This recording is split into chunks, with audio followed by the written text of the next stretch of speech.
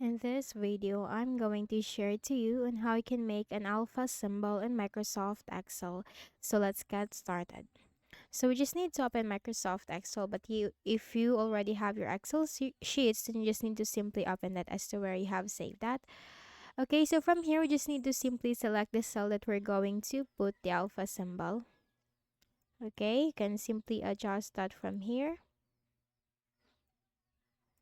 Okay, so the thing is, we need to look at our keyboard to press the Alt key and the numbers on the numeric keypad.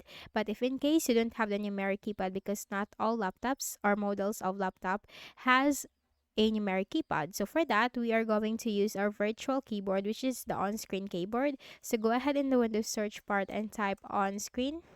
On-screen keyboard will appear under the best match. Click on that. Okay.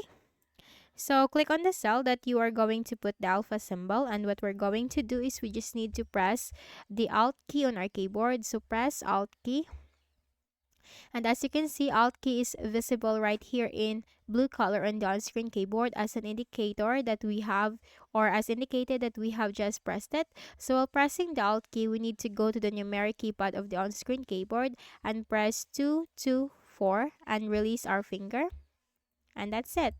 You can now see that there is an alpha symbol right here on the cell that we have inserted the symbol. Okay, so that's how you can easily create an alpha symbol in Microsoft Excel just by pressing the shortcut Alt key plus 224. Okay, so I hope this video helped you. Kindly please do not forget to hit the like button and subscribe to this YouTube channel for more tutorials like this. Thank you for watching.